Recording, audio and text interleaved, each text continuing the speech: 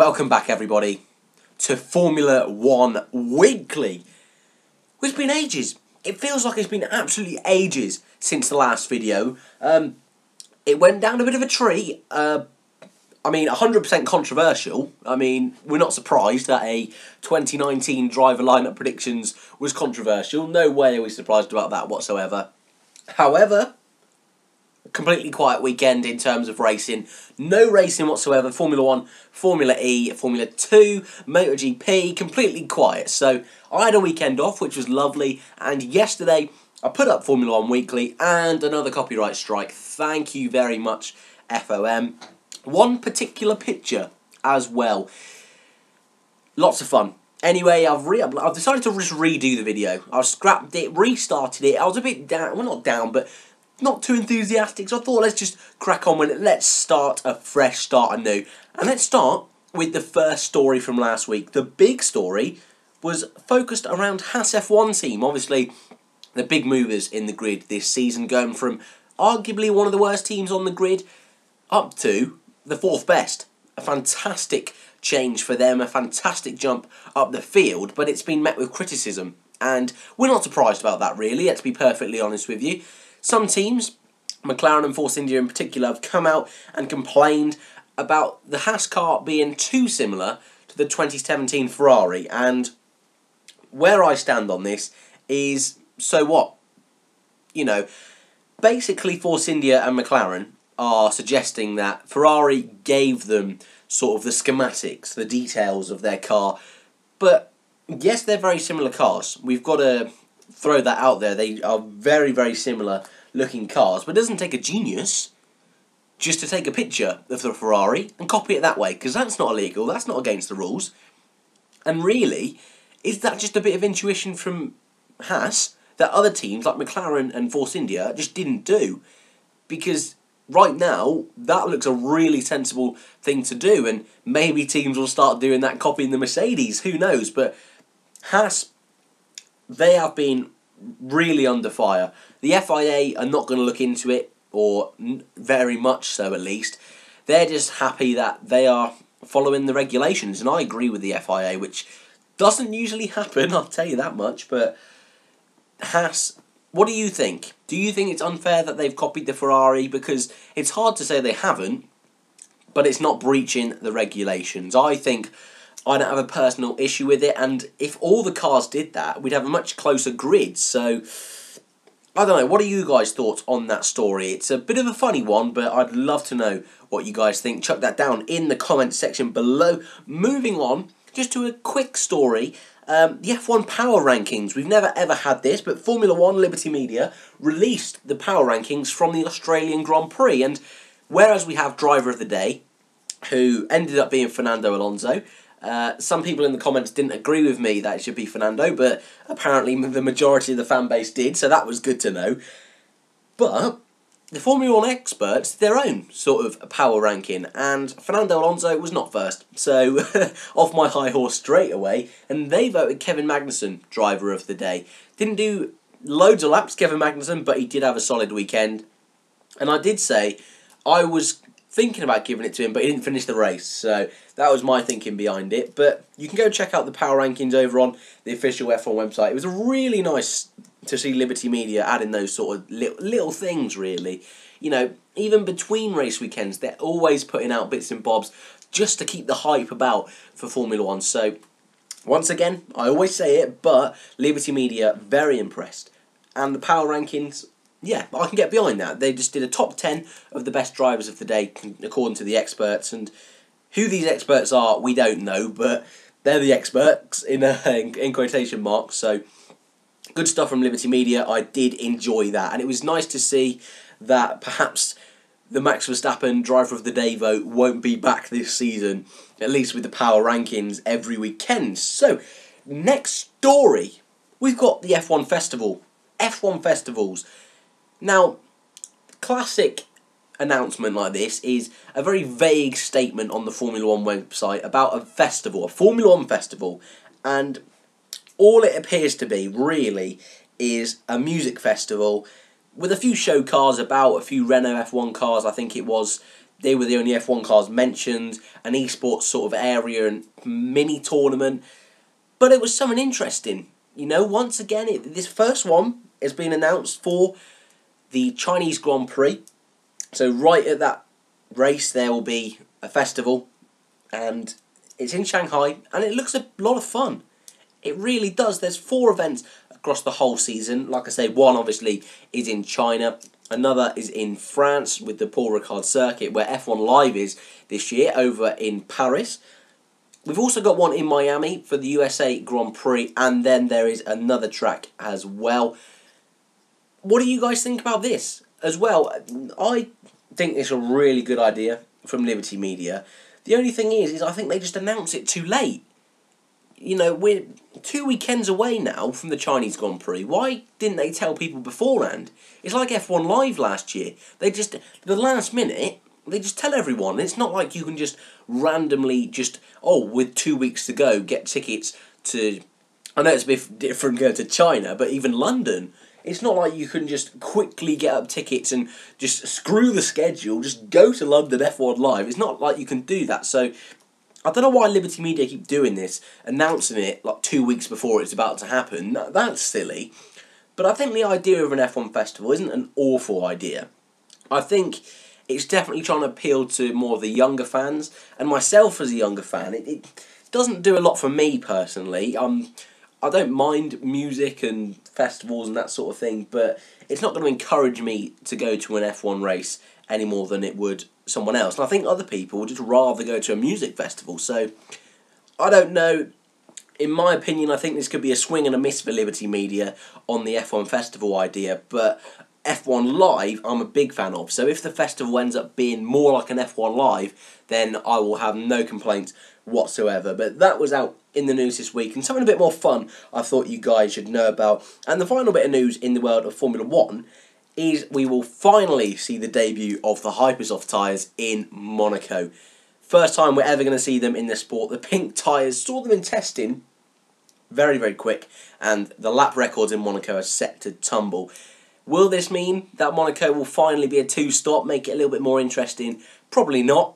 Probably it will still be a 1-stop, which is a shame because Formula 1 is best at a 3-stop. That is clinical. That is the pinnacle and clinical of pit stops of a race. But 2 will do, and especially in Monaco. Monaco, I always say this, it's a spectacle race. You know, the race itself is never the best race of all time, but it is a spectacle, and it is one of the most incredible races to watch, and just in terms of the scenery, seeing the cars go through Monaco. And so for a casual fan, it's probably not one of the ones you should be watching, but if you really love F1, then Monaco is a must, and it's one that if you're an F1 fan and you want to go watch the F1, Monaco would be up there with the top ones you'd want to see. I'm pretty sure about that. So the Hypersofts will be in Monaco for the first time. Hopefully, like I say, they're quick, which I'm sure they will be, but hopefully, more importantly, they will be a 2 or hopefully a 3-stop race. Very unlikely, but we got to pray. We got to pray. Fingers crossed. Fingers crossed. But that's Formula 1 done for this week. Let's move over to Formula 2. Again, not much news over there as well, especially in the big grand scheme of things. They're readying up for their first race of the season this weekend. But, unbelievably, there's still 3 seats available. And this week, Roy Nissany was confirmed at Campos, but still, Dams have not confirmed either driver. There's also another seat in one of the other teams, which I should have researched off the top of my head. I can't quite remember, so I apologise for that. But how insane is that? It's race week, and they've not even confirmed their drivers. That's just a bit insane, if you ask me. But Roy Nissany, like I say, he is heading over to Campos. He did testing for them in testing too, and good luck to him, to be perfectly honest with you. A lot of these Formula 2 drivers, I can't deny, I've never heard of. And that's the whole point of Formula 2, making a name for yourself, getting yourself to Formula 1. And so, like I say, Nissany, don't know a lot about him, but this is his chance. This is his chance to announce himself to the world. And like I keep saying, Formula 2 this season is going to be the best season of Formula 2 GP2 ever. I'm convinced about that. I really am. So much talent going into Formula 2 this season. If you want to start watching it, start this year. It's so much better racing than F1 at times. More crashes, more stupid mistakes, but some of the racing, because they can be so much closer, because they're not all top level. You know, Formula 1, they're all the best drivers in the world, and so mistakes rarely happen, but Formula 2, just that little bit rough around the edges makes it a little bit more interesting. The only thing different is that the stakes arguably aren't as high. Obviously, still going for that World Championship, but the eyes of the world aren't quite as much on Formula 2 as they are Formula 1. But really, if you haven't seen it, this season is the season to start, so get over there to Formula 2, starting this weekend at the Bahrain Grand Prix. I believe it's before qualifying, after qualifying, and then on the Saturday, and then on the Sunday it's before the race. So just keep an eye out for Formula 2. Would really recommend that. Finally, as well, just a quick note, Billy Monger. If you don't know who that is, Billy lost his legs in a tragic accident last year. They had to be amputated, and he's made his comeback to British Formula 3, and on his debut, scored a podium. Incredible story of Billy Monger, it truly is, and he really is one of the most inspiring stories we've seen in motorsport, probably since Alex Zanardi.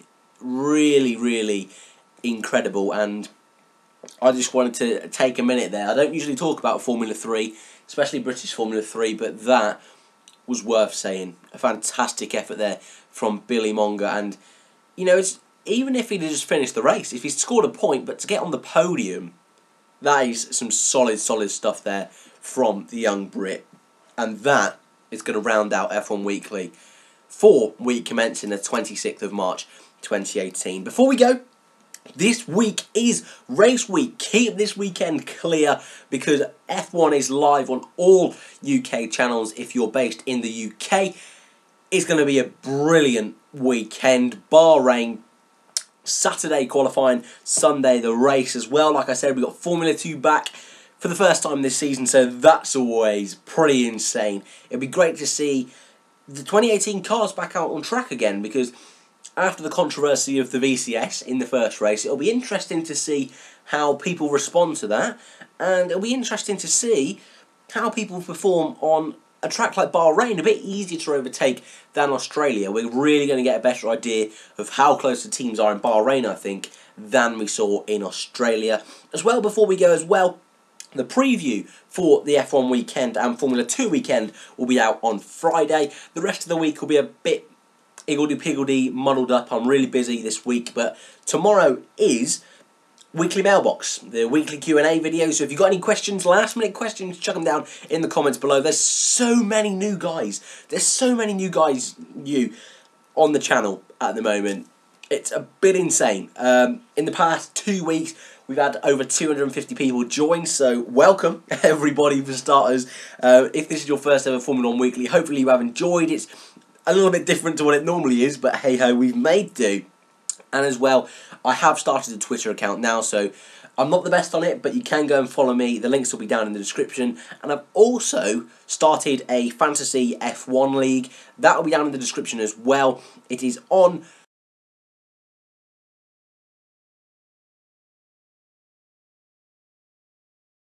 Grid Rivals. All you need is your email to set it up. I was waiting for the official F1 Fantasy F1 to come out. That is over actually on the F1 page, but that's still not been released. So I thought for the 2018 season, I'll do Grid Rival. I've made my own F1 Reviews League, so if you sign up and then search in the leagues F1 Reviews, you can join for free. No messing about. You press join and you're in. And you'll be up against me. I think there's already about 5 others already in the league, so it'll be great to see you guys there as well. And one final thing is, I want to send you guys over to an F1 channel. This is my first sort of shout out sort of ever. Raz on F1. He's been helping me out loads over on Twitter, helping me set up everything, and I've checked out some of his content on YouTube. He's a great guy. He's put up some really great stuff there, and he really does not have the support he deserves. Up and coming, I really think that, and it would mean so much to me if you went and checked out his channel as well. So hopefully you guys have enjoyed F1 Weekly. Like I said, tomorrow is the weekly mailbox. So if you've got any comments, any questions, put them down in the comment section below. Hopefully, as always, guys, you have enjoyed the video. Like, subscribe, thank you for watching, and I'll see you in the next one.